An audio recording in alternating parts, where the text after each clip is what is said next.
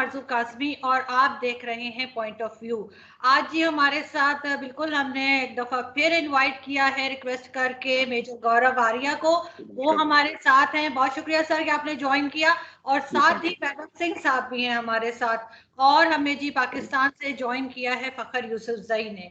और हम आज बात करेंगे, जैसा हमने के देखा ही है कि पिछले कुछ दिनों में जो है दोनों मुल्कों में एक टेंशन चल रही है। और ट्विटर पे भी आप लोग देख रहे हैं कि मुसलसल इस तरह की ट्वीट्स आ रही हैं जो कि कश्मीर में जो एक हुर्रियत पसंद, मैं कहूँगी एक फ्रीडम फाइटर हमारे यहाँ तो खैर कहा जाता है, उनको जो है वो हलाक किया गया है। तो उसके ऊपर जो है इंडियन मीडिया जो है चिल्ला चिल्ला के ये बता रहा है कि जी ये पाकिस्तान की तरफ से किया गया है। जबकि अगर आप लोग जानते हो तो पिछले 30 साल से अभी तक 26,000 या 27,000 लोग जो है वो मारे गए हैं कश्मीर के अंदर ही। और इस तरह की बात की गई है 1990 से, मेरा ख्याल है कि ये यही कहा जा रहा है कि जी कश्मीर में जो तहरीकें उठ रही हैं उसको दबाने के लिए। और अभी रिसेंटली भी जो कुछ हुआ है वो वहीं का शहरी था, वहीं पे रहता था। और अगर कोई टेररिस्ट हो तो टेररिस्ट के जनाजे में इतने लाखों लोग नहीं आते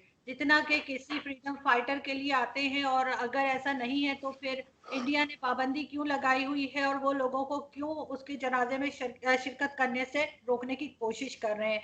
तो इसी तरह की कुछ बातें लेकर हम आज मेजर गौरव से पूछेंगे और कुछ समझने की कोशिश करेंगे उनका पॉइंट ऑफ व्यू।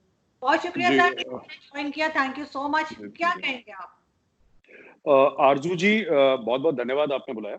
पहली बात तो ये, जैसे आपने हुर्रियत की बात करी ना, हुर्रियत क्या है मैं समझा दूं आपको। तकरीबन 40 से 45 ऐसी बड़ी और छोटी पार्टीज थी जो कि अलहदा होना चाहती थी, अलग होना चाहती थी इंडिया से, और उनके सबके एजेंडा अलग अलग थे। तो आईएसआई ने क्या करा कि एक ऑर्गेनाइजेशन तैयार करी जिसका नाम था Hurriyat conference, all parties Hurriyat conference. तो आप उनको हुर्रियत कॉन्फ्रेंस बोल सकते हैं। तो हुर्रियत कॉन्फ्रेंस एक अम्ब्रेला ऑर्गेनाइजेशन है। पहले हमें यह समझना पड़ेगा कि अम्ब्रेला ऑर्गेनाइजेशन है। आपने नाम सुना होगा सैयद अली शाह गिलानी का। बिल्कुल। तो गिलानी जो है वो हुर्रियत का हेड है। गिलानी तीन बार एमएलए रह चुका है, member of legislative assembly.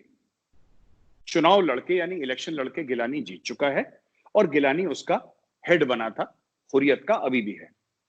Gilani pension लेता है इंडिया से 60,000 रुपए महीने की। गिलानी ने कॉन्स्टिट्यूशन पे हाथ रख के कसम खाई है, जो अर्स्टवाइल जम्मू एंड कश्मीर का कॉन्स्टिट्यूशन था, जिसमें एक पूरा आर्टिकल यह है जो कहता है कि Jammu and Kashmir is an inalienable part of India. वो आदमी जिसने कॉन्स्टिट्यूशन पे हाथ रख के कसम खाई, कुरान शरीफ पे हाथ रख के कसम खाई, 60,000 रुपए की पेंशन ले रहा है, फिर वो हिंदुस्तान को गाली देता है। तो मुझे ये रवैया तो मुनाफकत का है। पहली चीज तो कोई उसको हीरो ना समझे। हीरो वो बंदा है जो ये बोले कि साहब मैं हिंदुस्तान से नफरत करता हूं, मुझे तुम्हारे 1 रुपए नहीं चाहिए, और मैं तुम्हारे खिलाफ लड़ाई लड़ूंगा।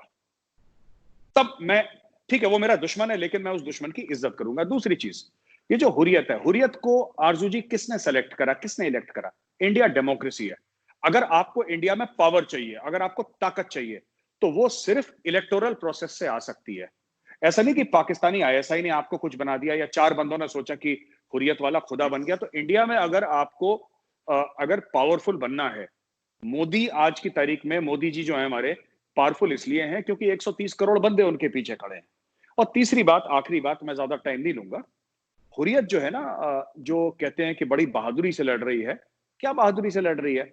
हैदरपुरा में रहता है गिलानी। कल अगर पुलिस चाहे उसको उठा के गायब कर दे, उसका पता ना लगे। लेकिन आज तक क्या ऐसा हुआ है? नहीं हुआ। वो टीवी पे आके हिंदुस्तान के खिलाफ बकवास करता है, 100 चीजें बोलता है, आज तक कुछ नहीं हुआ। हम तो ये कहते हैं ना कि हामिद मीर साहब को गोली पड़ी छाती पे क्योंकि उन्होंने एजेंसीज के खिलाफ बोला। उनके ट्विटर के बायो में है कि carrying 2 wounds on my chest for telling the truth. उनका बायो है हामिद मीर साहब का। आप कश्मीरी बता दीजिए कौन सा जर्नलिस्ट है जो कहेगा कि इंडियन आर्मी ने मुझे मार दिया और I am carrying 2 bullets on my chest, या उसकी दफनी हो गया, कबरी हो गई, हमने किसी को मार दिया या कुछ ऐसा कर दिया। तो ऐसा नहीं है, लोगों को झूठ बताया गया है। ये मेरा कहना है जी। लेकिन सर आपने जब से बुरहान वानी को शहीद किया बुरहान वानी को जब से मारा है 2016 से, उस वक्त से आप अगर देखें तो वो तहरीक बहुत ज्यादा बढ़ गई है। ये चीज आपको नुकसान कर रही है इंडिया को कोई फायदा नहीं हो रहा कि मुसलसल लॉकडाउन रखे, मुसलसल इस तरह से लोगों को मारे, और कितने लोग मारेंगे आप लोग। ये चीज खत्म नहीं होगी जब तक आप लोग कश्मीरियों को उनका राइट नहीं देंगे। देखिए, आपने बोला कितने लोग मारेंगे आरजू जी, आप पूछ रही हैं, तो जो हिंदुस्तान के खिलाफ आवाज उठाएगा उसको मार डालेंगे। ये सिंपल सी पॉलिसी है। ये आपको कोई पॉलिटिशियन टीवी पे आके नहीं बोलेगा, राइट? लेकिन मैं आपको वाजे तौर पे, आपका यूट्यूब चैनल है, ठीक है, आप और फकर साहब दोनों के दोनों पाकिस्तानी हैं, ये मैं मानता हूं कि जो हिंदुस्तान के खिलाफ आप एहतजाज करिए, आपका हक है। आपको इंडिया हाय हाय बोलना है, आप बोलिए, लेकिन जो बंदूक उठाएगा वो मारा जाएगा। क्या आपको लगता है महबूबा मुफ्ती लॉयल है? 2002 में, 2003 में त्राल एक जगह है साउथ कश्मीर में, ये जो है बंदी जो चीफ मिनिस्टर बनी, right, chief minister Mehbooba Mufti, जो अभी पीएसए के लिए अंदर है, वो भी 5 स्टार होटल में है, वो 5 स्टार कंफर्ट में रह रही है, कोई जेल वेल में नहीं है, बट शी इज अंडर, जैसे आप लोग हाफिज सईद को भी रखते हैं 5 स्टार होटल में रखते हैं पर अरेस्ट कर लेते हैं, उसी तरीके से उसको भी रख रखा है। मैं आपको ये बता रहा हूं, she was waving the flag on a stage, जीवे जीवे पाकिस्तान का झंडा। तो हम ये कह रहे हैं कि आपने बुरहान का नाम लिया, ठीक है, बुरहान हिंदुस्तान से नफरत करता था, लेकिन अगर आप मुझे ये बोलें और मैं बुरहान से नफरत करता हूं, इसमें अगर मुझे आज मिले, अगर आज जिंदा हो मेरे सामने आया, मैं आज उसको गोली मार दूं। लेकिन मैं एक बात बताऊं, कम से कम बुरहान ने ये अब्दुल्ला की तरह, ये मुफ्तीज की तरह और ये गिलानीज की तरह उसने चापलूसी नहीं करी, ठीक है। वो विलन था, मैं उससे नफरत करता हूं, वो मरा, अच्छा मरा, लेकिन उसने कभी मुनाफकत नहीं करी बुरहान ने। और ना ये बंदे जो भी लड़ रहे हैं, ठीक है, जो हथियार उठाएगा वो मारा जाएगा, ये बात तय है। लेकिन असली खतरा कौन है? ये टेररिस्ट जो है ना, ये असली खतरा नहीं है, ये बेचारे गाजर मूली हैं। ये कल परसों किसी को मार दिया था, क्या नाम था उसका, रियाज नाइकू को मारा था। रियाज नाइकू क्या करता था? पुलिस, ये 12-12, 13-13 साल के बच्चों को, कि ये इन्फॉर्मर है, उसको गोली मार दी उसने गोली। पुलिस वालों को, फैमिलीज को किडनैप कर लिया, क्योंकि हम लोग तो आर्मी वाले, हम तो कैंटोनमेंट में रहते, पुलिस वाले तो खुले बाहर रहते हैं सबके सामने, उनको गोली मार दी। आज जम्मू एंड कश्मीर का जो पुलिसमैन है, खासतौर से कश्मीर घाटी का जो पुलिसमैन है, ही इज वेरी हैप्पी कि भाई मेरी फैमिली सेफ है, मेरे बच्चे सेफ है, मियां बीवी सब लोग आराम से, मेरे माँ बाप आराम से रहते हैं। रियाज नाइकू का खौफ था पुलिस वालों की फैमिलीज के बीच में, so he is no more, it's good. तो ये कोई फ्रीडम फाइटर नहीं है, ये सब ये 2-2 रुपए में बिकते हैं। मैं, आप लोग कभी अगर इंडिया आएंगे तो स्पेशल परमिशन लेके आपको एक बार कश्मीर ले जाया जाएगा। और ये जो आखिरी बात मैं कह दूं, जो लॉकडाउन की बात करते हैं ना, मुझे आज तक नहीं समझ में आया आप लोग किस चीज को लॉकडाउन बोलते हैं। या तो आपकी समझ में गलती है, या मैं झूठ बोल रहा हूं। तो मैं मान लेता हूं कि ठीक है, अगर आप लोग यही समझते हैं मैं झूठ बोल रहा हूं, मैंने तो आज तक लॉकडाउन देखा नहीं कश्मीर में। What happens in Kashmir is, Hurriyat कहता है शटर डाउन, हुर्रियत स्ट्राइक बुलाता है, हुर्रियत के गुर्गे जाते हैं, हुर्रियत के गुंडे जाते हैं, लोगों को परेशान करते हैं। कौन सा दुकानदार है, आप बता दीजिए। आप लोग पाकिस्तान में रहते हैं, आप फकर साहब, आप उधर केपी में रहेंगे, या अगर जैसे आपका पेशावर है फॉर एग्जांपल, या आप अगर पंजाब में रहती हैं तो आपका लाहौर है, आप पूरे लाहौर में बोल दीजिए शॉपकीपर को कि आजादी के लिए सो कॉल्ड, आप जो भी गाना चाहते हैं उसके लिए आप दुकान बंद करें। 1 दिन भरेगा, 2 दिन भरेगा, 3 दिन बोलेगा भैया मेरे बच्चे क्या खाएंगे। इट्स नेचुरल, माँ बाप की पहली लॉयल्टी बच्चों के लिए होती है, ये एक नेचुरल चीज है। तो ये लोग रोमांटिसाइज कर रखा है पाकिस्तान ने ना, जो कि आजादी के लिए कश्मीरी, ऐसा कुछ भी नहीं है। हाँ, कुछ लोगों ने हथियार उठाए हैं, जो हथियार उठाएगा वो रियाज नाइकू के पास जाएगा। मैं वैभव जी के पास चलती हूँ और उसके बाद फकर आपकी तरफ भी आती हूँ।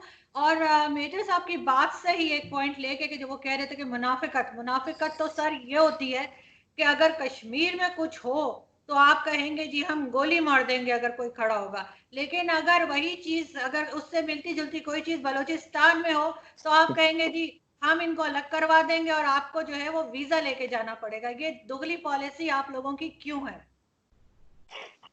देखिए, बलूचिस्तान और कश्मीर दोनों बहुत अलग अलग स्टोरीज हैं, उन दोनों में कोई सिमिलैरिटी नहीं है। बलूचिस्तान एक एथनिक इशू है, और कश्मीर जो है कि वो वहां पे एक इस्लामिक रेडिकलाइजेशन है। बलूचिस्तान में आप जाएंगे तो बलूचिस्तान में कोई इसलिए नहीं लड़ रहा क्योंकि उनको कोई खिलाफत कायम करनी है या उन्हें कोई इस्लामिक स्टेट क्रिएट करना है। वहां पे वो लोग इसलिए लड़ रहे हैं बिकॉज उनका कहना है कि हम एक आजाद मुल्क पार्टीशन के पहले थे।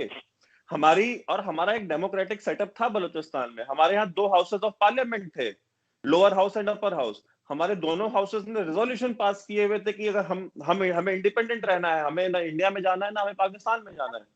तो वो उनकी जो लड़ाई है वो उसकी लड़ाई है। बलूचिस्तान में जो इंसर्जेंसी शुरू हुई, जो फ्रीडम मूवमेंट शुरू हुई, 1947 से शुरू हुई है, 1948 से, माफ कीजिएगा। तो और वहां पे हमेशा जो फ्रंट रनर्स रहे हैं उनके फ्रीडम स्ट्रगल के, वो हमेशा जो है वहां का जो जिनको सो कॉल्ड आप नवाब या रूलिंग क्लास कहते हैं, वो हमेशा फ्रंट से उसने लीड करा है। आप ये देखें कि वहां पे जो पहला वो जो फ्रीडम फाइटर था वो खान अफ कलात का भाई था, वो पहाड़ों में सबसे पहले चढ़ा, उसके पीछे आवाम गई। आज आप देखिए वहां पे नवाबों की फैमिली में कितनी शहादतें हुई हैं।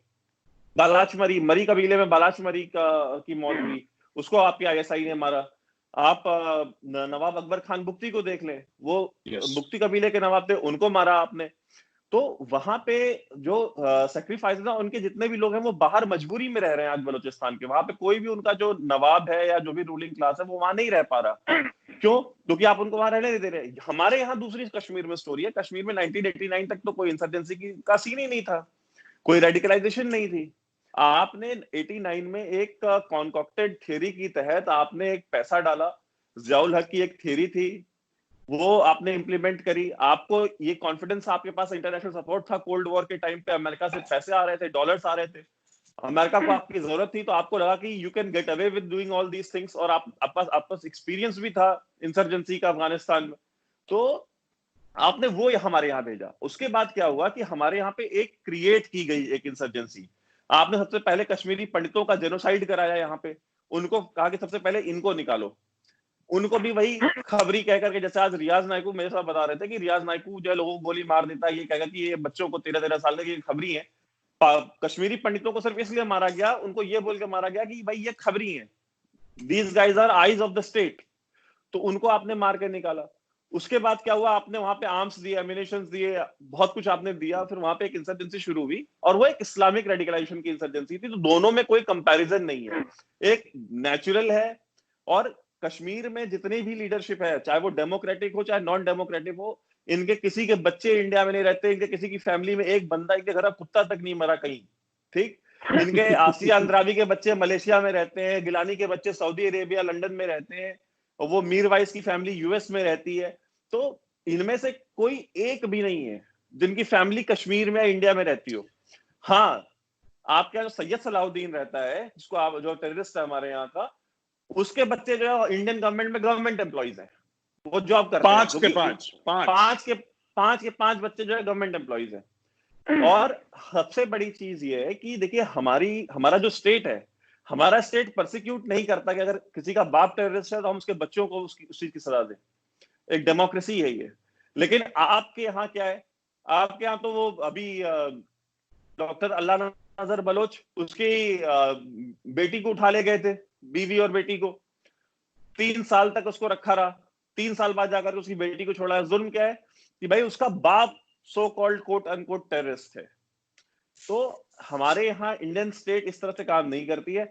हम तो हमने पॉलिटिकल, आपके यहाँ पे क्या है कि अगर आपके यहाँ नवाब अकबर खान बुख्ती ने डिसएग्री करा बलूचिस्तान में, तो आपने हेलीकॉप्टर गनशिप भेज के उसको गार में मार दिया।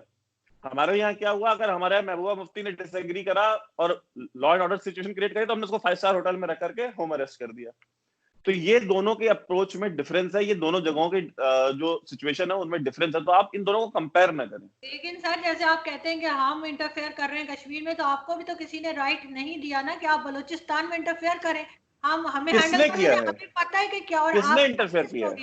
इंडिया बार बार इंटरफेयर कर रहा है जी। फखर जवाब देंगे। कहां? नहीं, एक सेकंड, नहीं, you can't get away with saying this. नहीं, एक सेकंड। इंडिया इंटरफेयर कर रहा है, इस चीज का क्या प्रूफ है? बलूचिस्तान में इंटरफेयर कर रहा है सर, मान जाए। अरे हम तो आप कोई प्रूफ तो देना। आप बोले कि साहब ये प्रूफ है भाई। कलभूषण से बड़ा प्रूफ और क्या होगा?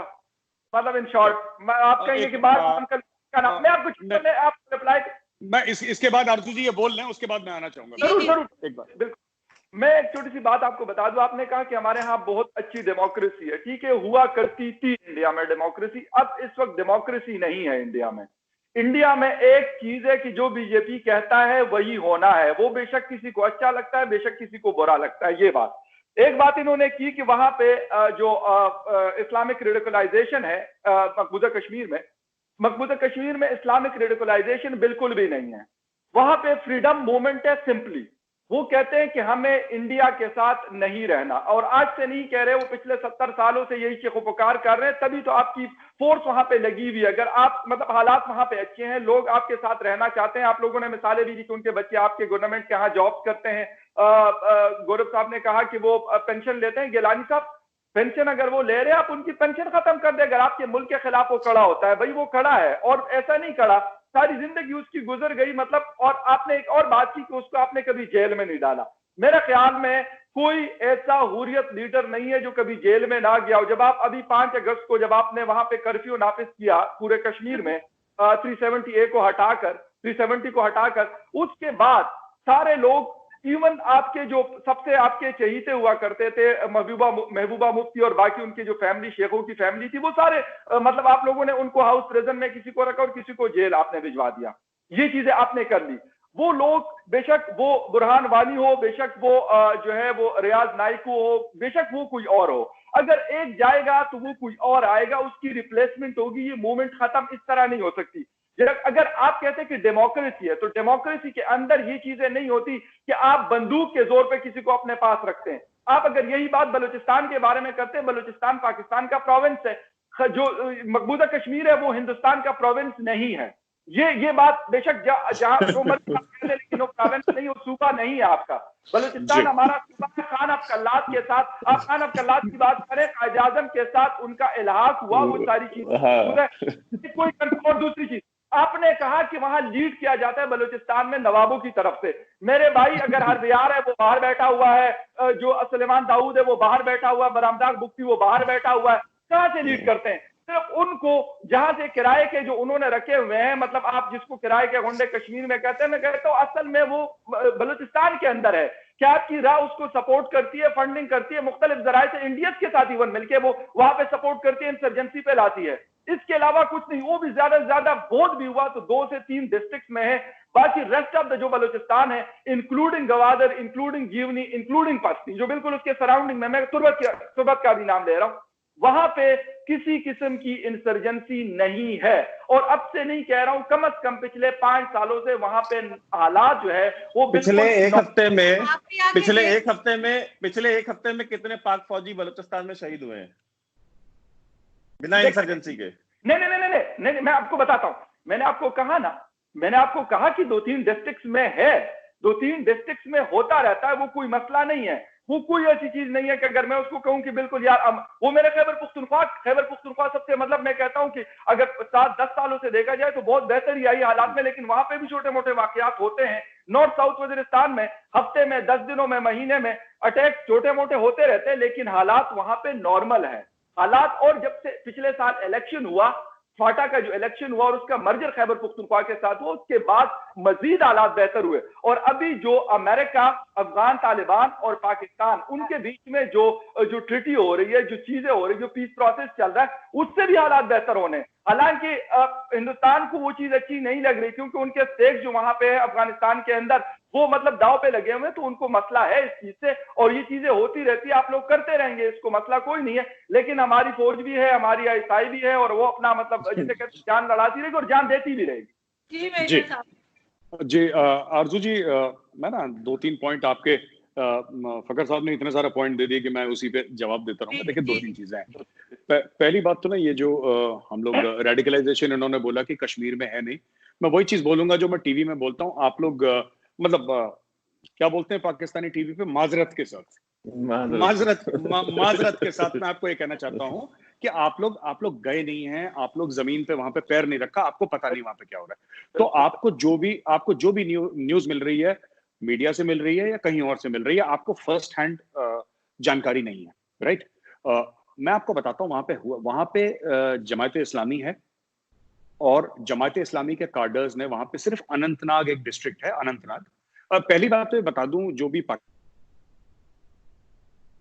बहुत छोटा है, साइज में, मतलब कि आप अगर 1.5-2 घंटे गाड़ी चलाएंगे तो आप कश्मीर घाटी पार कर जाएंगे। इतना सा है कश्मीर, इतना सा, ना के बराबर, छोटा सा बहुत, मतलब क्योंकि हिंदुस्तान बहुत बड़ा है इसलिए कह रहा हूँ बड़ा छोटा सा है कश्मीर। इशू ये है कि अगर आप रेडिकलाइजेशन की बात करें तो सिर्फ अनंतनाग में गवर्नमेंट स्कूल्स होने के अलावा वहां पे 500 मदरसे हैं, 138 मदरसे जो हैं जमायत इस्लामी के हैं, और मैंने खुद जाके देखा है वहां पे क्या पढ़ाते हैं। दिस इज पर्सनल एक्सपीरियंस, मुझे किसी के पढ़ने वढ़ने मीडिया वाले की जरूरत नहीं है, पहली चीज। दूसरी चीज, कुलभूषण जाधव का ना जो पाकिस्तान में काफी एक, जैसे कहते हैं कि एक रेगिस्तान में इंसान चलता है, तो अपने रेगिस्तान के इंसान को आपने एक वो मरासिम बोलते हैं आप लोग, क्या बोलते हैं, मिराज को आपने पानी दिखा दिया ना, तो वो आदमी उसी को देख के वो उसको लगता है कि ये पानी है, वो परेशान। देखिए ऐसा है, कुलभूषण जाधव को आप लोगों ने जेम्स बॉन्ड बना लिया अपनी नजरों में, क्योंकि आपको प्रूफ नहीं मिला। एक बंदा था। अब देखिए प्रूफ हम किसको कहते हैं, मैं आपको बताता हूँ फकर साहब, ठीक है। मैं एक बंदे को लाता हूँ पकड़ के, आप मुझे दें एक बंदा, मैं एक्स आर्मी ऑफिसर हूँ, आप मुझे बंदा ला के दें, मैं उसको अपने घर की बेसमेंट में ले जाऊंगा, उसको उल्टा लटकाऊंगा और इतना मारूंगा कि 2 घंटे के बाद वो बोलेगा साहब मैं जियाउल हक का भूत हूं। वो बोलेगा क्योंकि वो चाहता है कि दर्द खत्म हो जाए। अच्छा, मैं आपको बताता हूं इसमें इशू क्या था। कुलभूषण जाधव को ईरान से किडनैप करा, उसको आईएसआई को बेच दिया। मैं इसका प्रूफ आपको देता हूं। कोई भी सीक्रेट एजेंसी का या आईएसआई का हो, रॉ का हो, सीआईए का हो, उसका अगर कभी ग्राउंड का एजेंट पकड़ा जाता है कभी ओन नहीं करते। कुलभूषण जाधव जैसी पाकिस्तान ने बोला कुलभूषण जाधव है, इमीडिएटली जो हमारी मरहूम वो थी foreign minister Sushma Swaraj ji, within 24 hours she said कि हिंदुस्तान का शहरी, हम इसको ओन करते हैं, ये एक्स नेवल ऑफिसर है, ठीक है ना। तो ये बात नहीं है। अगर आप प्लीज मैं कंप्लीट कर लूं, जी। तो ये बात है कि ना कुलभूषण जाधव का ये करा, उसके ये डॉक्यूमेंट्स मिले, अब छोड़ देना। हमने तो 26/11 का पूरा डॉजियर दिया था, वॉइस की रिकॉर्डिंग्स दी थी, सैटेलाइट की रिकॉर्डिंग दी थी, जीपीएस कोऑर्डिनेट दिए थे। पाकिस्तानी कोर्ट ने बोला कि ये सब बकवास है, लिटरेचर है आपका, ये तो आपने कहानियां, अलिफ लैला की स्टोरीज आप लोग सुना रहे हैं। बोला बाहर, ठीक है आपकी मर्जी, हम क्या कर सकते हैं। हम पाकिस्तानी कोर्ट को ये तो नहीं बोल सकते ना कि हमारे हक में फैसला दो, जो बोलना है बोलो, कोई बात नहीं। अब आखिरी जो आपने पॉइंट दिया था साहब अफगानिस्तान का, कि पाकिस्तान कुछ करेगा, मैं फिर वो वर्ड यूज कर रहा हूं जो आपकी मीडिया में बोलते हैं, माजरत के साथ। मैं माजरत के साथ ये कहना चाहता हूं, पाकिस्तान क्या करेगा अफगानिस्तान में, क्या करेगा। अफगानिस्तान को पैसे चाहिए, ठीक है, अफगानिस्तान को पैसे चाहिए, पाकिस्तान को इन्फ्लुएंस चाहिए अफगानिस्तान में। पाकिस्तान अफगानिस्तान का एक टूटा हुआ मुल्क, जिसमें कितने हजार साल से तो जंग चल रही है, और पिछले 20-30-40 साल से तो बहुत ज्यादा जंग चल रही है। मॉडर्न वेपन से बम, लाखों करोड़ों की तादाद पे तो बम गिर गए, माइन फील्ड्स है वहां पे, लोग बच्चे मर रहे हैं, हाथ पैर नहीं है, ड्रग्स की प्रॉब्लम है। पाकिस्तान सोशली और इकोनॉमिकली किस तरीके से मदद कर सकता है अफगानिस्तान की। देखिए अफगानिस्तान को क्या चाहिए, अभी तक हम लोगों ने $3 बिलियन का इन्वेस्टमेंट कर चुके हैं, और इन्वेस्टमेंट नहीं कर चुके, हम एड दे चुके हैं। इन्वेस्टमेंट में आपको रिटर्न चाहिए होता है, हमें कोई रिटर्न नहीं चाहिए। उनकी पार्लियामेंट हमने बनाई है, उनके डैम्स हमने बनाए हैं, उनके कॉलेजेस यूनिवर्सिटीज हमने बनाए हैं, उनके अस्पताल, उनकी सड़कें हमने बनाई हैं, और हम और $5 बिलियन और डालने वाले हैं अफगानिस्तान में। आप ये कहते हैं कि पाकिस्तान को परेशान करने के लिए चाहिए अफगानिस्तान, हमें क्यों अफगानिस्तान से परेशान करेंगे? अगर हमें परेशान करना है तो हम कश्मीर से नहीं करेंगे, हम वेस्टर्न बॉर्डर से नहीं करेंगे, हम अपने ईस्ट साइड से नहीं करेंगे, हम अफगानिस्तान से करेंगे। देखिए दूसरी एक और चीज मैं आपको क्लियर बता दूं, राइट, आप एक बात समझ लीजिए, आप लोग एक आम अफगान को, आप पावर छोड़ दीजिए कि कौन सी सरकार बनेगी, वो आपका और मेरा क्या कर लेगी, या आपका क्या भला कर लेगी और मेरा क्या भला कर लेगी, जो भी अफगानिस्तान की सरकार होगी। एक आम जो सड़क पे चलता अफगान है, आप उसकी कैसे मदद कर सकते हैं? पाकिस्तानी स्टेट उसकी मदद कैसे कर सकता है? ठीक है ना, ये हमें चीज सोचनी है। हम लोग वहां पे, हमारा एक भी बंदा सिपाही वहां पे हथियार लेकर नहीं गया है। We have not gone like the Americans and the Russians. What we have done in Afghanistan is, हमने अफगानिस्तान को रीबिल्ड करने की कोशिश करी है। बहुत छोटी कोशिश है, अफगानिस्तान को रीबिल्ड करने के लिए हो सकता है ट्रिलियंस ऑफ डॉलर्स चाहिए, जो कि इंडिया अफोर्ड नहीं कर सकता। पर जितना हम कर सकते हैं, उनके बच्चों को एडमिशन देना, उनको स्कूल्स में पढ़ाना, मेडिकल कॉलेजेस में पढ़ाना, उनकी आर्मी को ट्रेन करना, जो भी हम लोग कर सकते हैं इंफ्रास्ट्रक्चर वाइज, हम अफगानिस्तान के लिए कर रहे हैं। एनडीएस को ट्रेन करना, एनडी हम तो खुद ही रॉ के एजेंट हैं दोनों के दोनों, मैं और वैभव। तो हम एनडीएस को ट्रेन करेंगे और किसको ट्रेन करेंगे। आपके हिसाब से कश्मीर में सब कुछ नॉर्मल है जब से आपने 370 हटाया है? नहीं, हम ये नहीं कह रहे नॉर्मल है। नहीं, हमने ये नहीं बोला कि कश्मीर 370 हटाने के बाद नॉर्मल है। कश्मीर पिछले 30 साल से नॉर्मल नहीं हुआ है। कोई नहीं कह रहा कि कश्मीर नॉर्मल है। हमने ये बोला है कि 370 हटाने के बाद वायलेंस कम हो गया है कश्मीर में, स्टोन पेल्टिंग कम हो गई है। कम मतलब ये नहीं कि कुछ नहीं हो रहा, बिल्कुल हो रहा है, लेकिन पहले जमाने में जो होता था एक टाइम पे 370 के पहले, उसके हिसाब से आधे का आधा भी नहीं हो रहा। हम ये कह रहे हैं आपसे। दूसरी चीजें कह रहे हैं कि कल अगर मुझे हिंदुस्तान ना पसंद आए, राइट, कल हिंदुस्तान ना पसंद आए, तो मैं ये नहीं कह सकता कि ये जो मेरे घर का जो प्लॉट है ना, ये इस प्लॉट को मैं अपने सर पे उठा के बाहर ले जाऊंगा। मुझे पसंद ना आए, I am free to go to any country. मुझे पाकिस्तान जाना है, अफगानिस्तान जाना है, मंगोलिया जाना है, कॉन्गो जाना है, मैं जाऊं। तो देखिए, अगर हिंदुस्तान में रहना है तो हिंदुस्तान का संविधान, हिंदुस्तान के कानून के तहत रहना पड़ेगा। आप ये नहीं कह सकते कि हमें, जैसे आधे लोग वहां पे कहते हैं नहीं साहब यहाँ पे शरिया नाफिज हो। क्यों नाफिज हो भाई शरिया? हम नहीं मानते शरिया को। 80% हिंदू पॉपुलेशन है। बीजेपी की सरकार एब्सोल्यूट मेजॉरिटी रखती है पार्लियामेंट में। अगर ये कल चाहे बीजेपी की सरकार, एब्सोल्यूट ये कॉन्स्टिट्यूशन चेंज करके कुछ भी करवा सकती है। इन्होंने करवाया कुछ ना, ये करवाया है। दूसरा टर्म है मोदी का, पहला भी नहीं है, दूसरा टर्म है, और तीसरे टर्म में भी मोदी आएगा और फिर नहीं करवाएगा। ये हिंदुस्तान जैसे चलता है वैसे ही चलता रहेगा। जिसको भी गलतफहमी है कि साहब हम आजादी की जंग लड़ रहे हैं, ठीक है, आपको जो आजादी की जंग लड़नी है। आखिरी चीज, सॉरी, एक और, आपने देखा होगा 9 बजे रात को इंडियन टीवी उठाई है, वहां पे कश्मीरी पॉलिटिशियंस आके हिंदुस्तान को, कल वो एक बेवकूफ का बच्चा आया था, वो भी यही कह रहा था, रियाज भाई। मैंने बोला ये टेररिस्ट तेरा भाई कब से हो गया दोस्त? तो भाई कब से हो गया तेरा रियाज भाई? कह रहे नहीं आप हमारे कश्मीरी भाइयों को। देखिए ऐसा है ना, आप समझिए, हमें एक बात, इनको इतना फ्रीडम है कि रोज आके इंडियन आर्मी को और इंडियन स्टेट को ये टेलीविजन पे गाली देते हैं, ठीक है, ये हमारे चीफ को उल्टी सीधी चीजें बोलते हैं। मैं एक नॉन बलोच वॉइस को लेकर आई है, नॉन पश्तून वॉइस को लेकर आई है, जो पाकिस्तानी स्टेट के खिलाफ बोलता है। उसको आप कोई टॉप चैनल पे, जो भी आपका टॉप चैनल है, उस पर आप जगह दीजिए 9 o'clock प्राइम टाइम पे, और उससे बोलिए कमर जावेद बाजवा को गाली दे, वहां पे ISI चीफ को गाली दे, वहां पे बोले पाकिस्तानी फौज दहशतगर्द है। वो गायब हो जाएगा, रात भर उसका खानदान गायब हो जाएगा। अब बोल के देखे वो। मैं पाकिस्तानी शोज देखता हूं, हाँ, पाकिस्तानी फौज की तनकीद करते हैं, नाम कोई नहीं लेता। यहाँ पे नाम लेके हर रात गाली देते हैं और इनको झेला जाता है और इनको प्लेटफॉर्म दिया जाता है। लेकिन सर, ये कोई जरूरी तो नहीं है ना कि जिसको आप टेररिस्ट बता रहे हैं बाकी लोग भी उसको हर हाल में वही समझे। वो एक फ्रीडम फाइटर था, उसको कश्मीर वाले फ्रीडम फाइटर मानते हैं। अब आप ये कहने से वो टेररिस्ट हो जाएगा।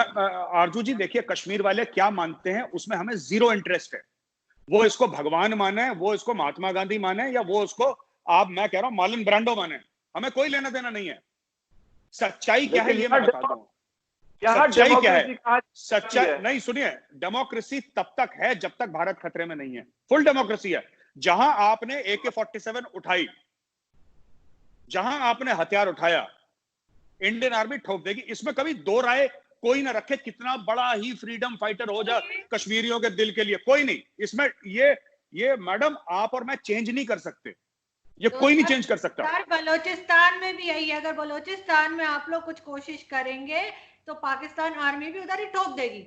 फिर वो बिल्कुल तो आप मारिए, मैं तो कह रहा हूं आप मारिए। और मैं एक और चीज कह रहा हूं, मैं बार बार यही कहता हूं, जब भी मैं पाकिस्तानी जर्नलिस्ट से बात करता हूं, मैं कहता हूं कि अगर भारत ने कोई गलत काम करा है, भारत ने तहरीक तालिबान पाकिस्तान को फंड करा है, अगर भारत ने किसी और तंजीम को फंड करा है, अगर भारत ने करा है, तो आप प्रूफ लेकर आइए, एक बड़े जर्नलिस्ट को बुलाइए, आप सबको बुलाइए और उनके सामने एक्सपोज करिए, वर्ल्ड के जर्नलिस्ट को, BBC के सामने, अल जजीरा के सामने प्रूफ दीजिए ना आप उनको कि ये भारत का, ये आप लोग कहते हैं ना कि वहां पे बड़ा डिस्कशन होता है, अजीत डोवाल, वो ही सच अ स्वीट मैन, यार आप लोग पता नहीं क्या विलेन बना के रखते हैं उनको। आप बोला अजीत डोवाल ने ये कर दिया, वो कर दिया, ये कर दिया, और पता नहीं ये हो रहा है, रॉ का ये, आप लोग क्यों नहीं एक्सपोज करते? आप डोजियर दीजिए, आप US एम्बेसी को बुलाइए जो इस्लामाबाद में, उसको दीजिए डोजियर, सबको दीजिए, क्यों नहीं करते आप लोग? जी फकर, बेनकाब करिए हिंदुस्तान को, बेनकाब। मैं बिल्कुल बताता हूँ। इन्होंने एक बात की मुंबई हमलों के हवाले से अहमद बिलाल सूफी, ये जानते होंगे उनको, बहुत बड़ा लॉ फर्म चलाते हैं पाकिस्तान के, उस केस को वो लेके चले, मतलब चल रहे थे वो, और उनके साथ उनकी टीम थी। उन लोगों को जब वो एक अगर आपने किसी बंदे को पकड़ा हुआ है तो यकीनन जिस तरह आपको कलभूषण के लिए आपको काउंसलर एक्सेस चाहिए था, ठीक है, वो एक्सेस चाहिए। हमारे जितने भी दफा वो लोग आए उनको कोई एक्सेस नहीं दी गई उन लोगों से मिलने के लिए जिनको आप कह रहे थे कि यार इन्होंने जो है वो आपका मुंबई अटैक जो 26/11 था वो करवाया हुआ है, ये चीज। दूसरी बात आपने की कि आपके हमारे यहाँ जो तालिबान थे, टीटीपी जिसको हम कहते हैं, उन लोगों को हिंदुस्तान ने सपोर्ट किया है, उसके सबूत जी, उसके डोजियर भाई, जो लोग पकड़े जाते हैं, ये आपको भी पता है, ये मुझे भी पता है, वो सामने आ रहे होते हैं। ये नहीं है कि मतलब हम ये नहीं कहते कि हम डी चौक में लाके खड़ा कर देंगे, या जिसे कहते हैं कि न्यू दिल्ली का जो कोई मतलब जो फेमस इलाके होंगे वहां पे जाके उनको खड़ा कर दिया जाएगा कि ओ ये जो है, जिस तरह जो पॉलिसी आप कश्मीर में लेके चल रहे होते हैं उसी तरह पूरी दुनिया में चल रही होती है। ये नहीं होता कोई डायरेक्ट, आप कह रहे हो ना कि आप $5 अरब अफगानिस्तान में लगा रहे हो, आपको अफगानिस्तान से बहुत मोहब्बत है, बिल्कुल भी नहीं है, बिल्कुल भी नहीं। अब इंडिया को, हिंदुस्तान को अफगानिस्तान से कोई मोहब्बत नहीं है। उसके 3.5 मिलियन लोगों को पाकिस्तान पिछले 40 सालों से रख रहा है इस इस्लामाबाद के अंदर। कोई बड़े से बड़ा और छोटे से छोटा सेक्टर ऐसा नहीं होगा जहां पे आपको अफगानी नहीं मिलेगा। आप मुझे सिर्फ ये दूसरी बात भी तो खाए हैं सर। नहीं, सुने ना, मैं आपको बताता हूँ ना पैसे। फिर उसके बाद हमारा तुरखम और चमन बॉर्डर है, उस पे सबसे ज्यादा बिजनेस हमारे अफगानियों का होता है। पेशावर, आप यकीन करें, आपको बाकी पश्तून नहीं मिलेंगे लेकिन आपको मेजोरिटी अफगानियों की मिलेगी पेशावर शहर के अंदर। हम उनको निकाल बाहर पहनते हैं, आप उनको मुंबई में दे, आप उनको दिल्ली में बिठा दे, हम उनको कारोबार करने दे। आपके यहाँ तो ये था कि आपके यहाँ पिछले साल 2019 में जो एक स्टूडेंट था वहां आपकी यूनिवर्सिटी में पढ़ रहा था और उसको इतनी मार पड़ी थी, इतनी कुट लगाई गई थी, यकीन करें कि ट्विटर के ऊपर उसको बाकायदा अफगानियों ने, पहली दफा अफगानियों ने उस चीज को चलाया था कि यार इंडिया जो है हमें और तरीके से यूज करता है। ये बातें होती है सारी जो है हर मुल्क की पॉलिसीज होती है कि किसी आपको पता है कि आपने डायरेक्ट अटैक नहीं करना पाकिस्तान को, आपने डायरेक्ट नहीं मारना पाकिस्तान को।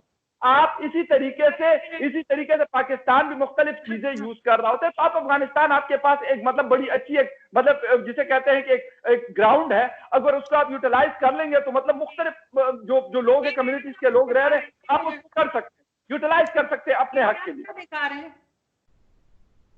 Mohammad Sadiq, Foreign Office spokesperson, said to Dawn News that Pakistan is not seeking consular access to Ajmal Amir Kasab. इनका नाम है मोहम्मद सादिक, ये स्पोक्सपर्सन है फॉरेन मिनिस्ट्री के पाकिस्तान में, और इन्होंने वाजे तौर पे ये बोला है कि Pakistan will not seek consular access क्योंकि ये हमारा शहरी है ही नहीं। ये न्यूज आर्टिकल है सर, मैं आपको व्हाट्सएप कर दूंगा। बिल्कुल सही है, बिल्कुल सही है। मैं इसके ऊपर आपको जवाब दे देता हूँ। बात ये नहीं हो रही सिर्फ अजमल कसाब की, नहीं सिर्फ एक अजमल कसाब था उस केस के अंदर, 26/11 को एक अजमल कसाब ने किया हुआ था। 26/11 के 10 बंदे थे, 9 मारे गए, जिंदा अजमल कसाबी था। Only 1 person lived, Ajmal Kasab. उसके बाद बाकी भी तो सपोर्टर्स थे ना, कोई सारे गन तो नहीं लेके जाते। अगर कहीं पे आप अटैक करते हैं तो आपके बैक पे नहीं फकर साहब, आपको शायद गलत, फ्रंट लाइन पे जो लोग होंगे वो कुछ और होंगे, आपके बैक पे तो लोग मौजूद होते हैं। नहीं सुनिए, एक्चुअली फकर साहब, ये भी हो सकता है कि मैं अरब की कोई शहजादी हूं और मैं मेजर गौरव वारिया बनने की कोशिश कर रहा हूं। ये ऐसा नहीं होता है। 10 बंदे आए थे बंबई बाई सी, टोटल 10 थे। उन्होंने 2-3 दिन का जो अटैक जो भी करा उसमें से 9 मारे गए, सिर्फ एक कैप्चर हुआ, अजमल कसाब। अजमल कसाब को 2 साल उसके ऊपर सुप्रीम कोर्ट में केस हुआ। अच्छा, तो मैं बता दूं कि पाकिस्तान ने ऑफिशियली, और ये पाकिस्तान का स्टैंड रहा है कि वो हिंदू था, उसका नाम कोई चौधरी था, उसके हाथ में लाल धागा था, ये सब ड्रामा, ये देखिए इससे कोई फर्क नहीं पड़ता। एक और बात, हामिद मीर साहब जियो टीवी में काम कर रहे थे, हामिद मीर साहब खुद कैमरा लेकर गए और उन्होंने ये बोला कि ये अजमल कसाब का घर है। सुनिए सर, हाँ, हामिद मीर साहब ने खुद दिखाया है जियो टीवी में कैमरा पर्सन, और 2 दिन के बाद उस चीज को गायब कर दिया और ISI वाले आए वहां पे ट्रक में बैठा के और सबको वहां से दौड़ाया, उसके बाद मना कर दिया अजमल हमारा है ही नहीं। खैर छोड़िए, मैं अजमल कसाब की बात नहीं करना चाहता, वो अभी तो उसको कीड़े वीड़े खा गए होंगे नीचे वाले। मैं कुछ और कहना चाह रहा हूं आपसे। देखिए ऐसा है कि ये जो पूरी ये आई थिंक अभी सवाल आई थिंक वैभव से होना था ना, मैं वैभव की टर्न खा गया। वैभव साहब पूछ लें, फिर मैं वापस आ जाऊंगा। मैं एक दफा सवाल आप लोगों को दे दूं वैभव सर को, और फिर मेजर साहब वही आपके लिए भी वही सवाल। हाँ, तो वैभव पहले आंसर करेंगे, बाद में मैं करूंगा। बिल्कुल बिल्कुल। तो मैं ये कह रही हूँ कि ये इम्प्रेशन ये आ रहा है कि आप लोगों को कश्मीर की जमीन तो चाहिए लेकिन कश्मीरी नहीं चाहिए, एक इम्प्रेशन ये भी आ रहा है। और दूसरा ये कि जो आपके सीएम थे आपके हरियाणा के, शायद मैंने उनका नाम लिखा है, मिस्टर खट्टर, मनोहर लाल खट्टर, तो मनोहर लाल खट्टर। जी कश्मीर से हम लड़कियां उठा के ले आए इधर मेन इंडिया में। तो आप लोगों क्या से, ना आपके मीडिया ने कोई प्रोटेस्ट किया, ना किसी खास लीडर ने कोई बात की, सब लोग उस बात पे, जो कि एक बड़ी इनडिसेंट बात की थी उन्होंने, उस पे किसी ने कोई रिएक्शन नहीं दिया। तो ये तो इम्पोर्टेंस है आपकी नजर में किसी कश्मीरी की। और एक कर दो, आप लोगों के जब आपने मुझे बताया गया था इनके आर्मी के बड़े अफसर, जब आपने 370 हटाया था, उस वक्त जो कश्मीरी स्टूडेंट्स जो थे वो किसी और सिटी में इंडिया के पढ़ने के लिए गए थे, तो वहां के स्टूडेंट्स उनको ताने मारते थे कि जी अब तो 370 हट गया है, अब हम तुम्हें ये कर देंगे वो कर देंगे। इस बात पे आपके प्राइम मिनिस्टर नरेंद्र मोदी जी ने ट्वीट तक किया था कि ये ना किया जाए, ये चीज इतनी बढ़ गई थी। तो आप लोग किस तरीके से हैंडल कर रहे हैं अपनी, किस तरह की बातें आप लोगों के यूथ के दिमाग में और बाकी लोगों के दिमाग में कश्मीरियों को लेकर है? और एक लास्ट चीज वो ये कि एक आपका होता है अफ्स्पा, मेरे ख्याल है उसको क्या प्रोनाउंस करते हैं, army force special power act, ये फोर्सेस स्पेशल पावर्स एक्ट। तो ये एग्जैक्टली सॉरी, तो इसको आपने अभी तक नहीं हटाया है। इसका ये है कि बगैर किसी वारंट के आप किसी के भी घर के अंदर घुस सकते हैं। ये आपने 30 साल से क्यों लगा के रखा है? क्या आपकी अपनी जो मशीनरी है कश्मीर में वो कोलैप्स कर गई है कि आप लोग कुछ हैंडल नहीं कर सकते, कि आप किसी के घर में भी घुस जाएंगे और वहां जाके आप, और फिर इतनी फौज खड़ी हुई आपकी, इतनी फौज होने के बावजूद आपको लगता है कि यहाँ पाकिस्तान से या किसी और बॉर्डर से कोई अंदर चला जाएगा और ये करेगा? मतलब इतना नेगेटिविटी क्यों है इंडिया के अंदर? जी वैभव जवाब दो। ये परेशान आप हैं, आप कह रही हैं कि इतनी नेगेटिविटी क्यों है यहाँ पे। देखिए मैं आपको कुछ चीजें पहले, फकर ने जो बातें बोली मैं उसका मैं आपको जवाब दे देता हूँ कि इन्होंने सबसे पहले बोला कि हरब्यार जो है वो तो लंदन में बैठा है, तो वहां से बैठे क्या लीड कर रहा है वो। तो अगर हरब्यार लंदन में बैठा है तो आप क्यों परेशान है कि उसको आप ही गवर्नमेंट जाती है लंदन और जेनेवा और वहां जाकर के अपील करती है कि he is the leader of BLA, he is leader of BLF, he is the leader of, मतलब everything that is wrong in Balochistan, Harbyar is responsible for that. तो ये चीज जाकर के फकर साहब जो है अपनी गवर्नमेंट को बताएं कि भाई आप लोग क्यों, वो तो बाहर बैठा, उसको चैन से जीने दें वहां पे। दूसरी चीज, अब इन्होंने कहा कि कुलभूषण जो है वो बलूचिस्तान में पकड़ा गया। देखिए आप लोग रिपोर्टर हैं, जर्नलिस्ट हैं, चाबहार भेज दे किसी को, ठीक है, चाबहार का जो मार्केट है, चाबहार के मार्केट में मतलब किसको नहीं ये चीज पता है कि कुलभूषण को कैसे लेके गया वहां से, ठीक है, सब हर कोई जानता है पूरे चाबहार में। आप अपने किसी भी जर्नलिस्ट को भेज दें, आपके यहाँ से ज्यादा दूर भी नहीं है और 1 घंटे 2 घंटे की दूरी है, जाकर के आप पता कर ले वहां से। तीसरी चीज, आपको मैं चाबहार के बारे में बता दूं, चाबहार शहर के बाहर 1 घंटे की दूरी के बाहर ईरान की गवर्नमेंट की रिट नहीं चलती। एक आप चाबहार शहर के बॉर्डर तक आपको जो है रिवॉल्यूशनरी गार्ड्स तक की जो है आपको रिट मिलेगी, उसके बाहर जो है, उसके बाहर तो फिर वो एक नो मैंस लैंड है। वो जैसे कि जो वाइल्ड वेस्ट है वो वाइल्ड वेस्ट की तरह से है। वहां पे स्मगलर्स ऑपरेट करते हैं, वहां पे ऑयल स्मगलर्स हैं और वहां पे ड्रग स्मगलर्स हैं, वहां पे ये आपके अलग अलग जो है इन्फिल्ट्रेशन ग्रुप्स हैं। तो ये चीज कहना कि मतलब वो, और ये कहना कि मतलब अगर वो रॉ एजेंट था तो एक रॉ एजेंट के पास कम से कम देखिए इतना बेसिक कॉमन सेंस तो होता है कि मैं ऐसी टेरिटरी से तो ट्रेवल नहीं करूं जहां पे इतने सारे alien kind of characters exist करते हैं, इतने डिफरेंट, जिनके ऊपर किसी का कंट्रोल नहीं है, जो कि इंडिपेंडेंट ग्रुप्स हैं।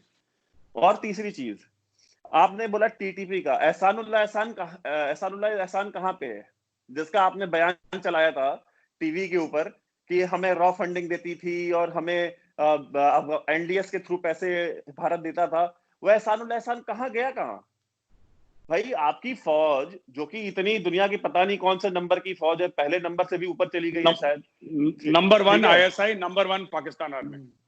कोई हाँ, और तो किसी नंबर फौज की 1 तारीफ नहीं करेगा, ठीक है? ये पक्की बात है, हाँ, पक्की बात है। दुनिया से हाँ, अकेले लड़ रही होती है तो नहीं, दुनिया की नंबर 1 है। देखो वैभव, से हम दोनों क्या आज हम दोनों करती है तो देखिए, नंबर आज दो रॉक एजेंट, एक वैभव तो है ही रॉक एजेंट, मैं भी रॉक एजेंट हूँ, हम दोनों रॉक एजेंट ये बात बोल रहे हैं। अभी देखिएगा ये पक्का कोई ना कोई पाकिस्तानी ना इसको एडिट करके बोलेगा, ये देखो ये बदसूरत, क्या बोलते हैं, मुझे एक बदसूरत बोलते हैं, एक और चीज बोलते हैं, बड़ी बड़ी प्यारी सी बोलते हैं, क्या चीज बोलते हैं, ये देखो ये खबीस सुअर को बोलते हैं। सुअर क्यूट भी होता है थोड़ा सा यार, मतलब पता नहीं खबीस क्यों बुरा होता है इतना।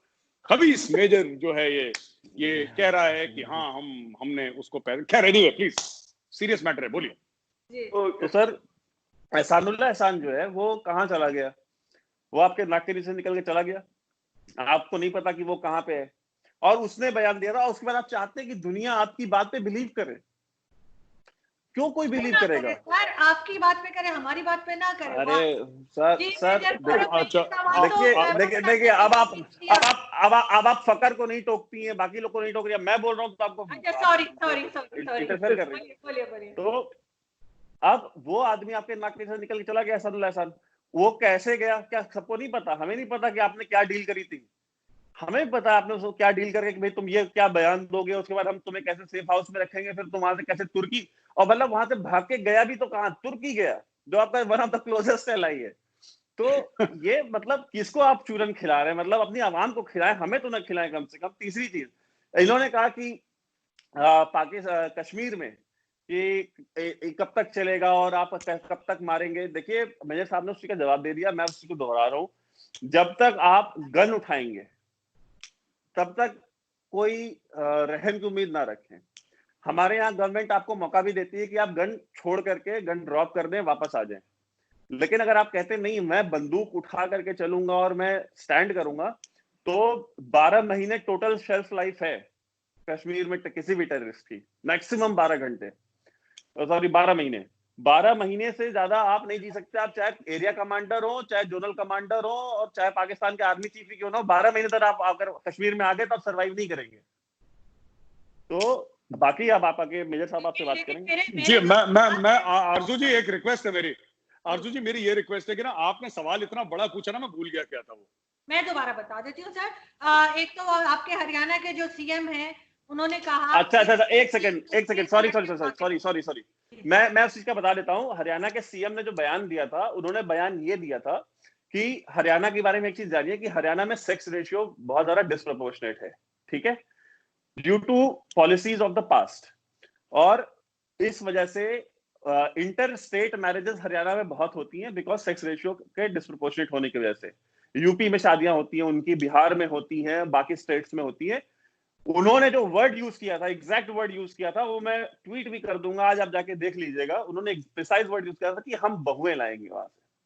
बहुएं को लड़कियां, लड़कियों को, मतलब आपने अभी जो वर्ड यूज किया, मतलब आप उसको फज करते जा रहे हैं। तो खैर आपकी अपनी ऑडियंस, आप उनको गुमराह कर ले, मैं ट्वीट करूंगा।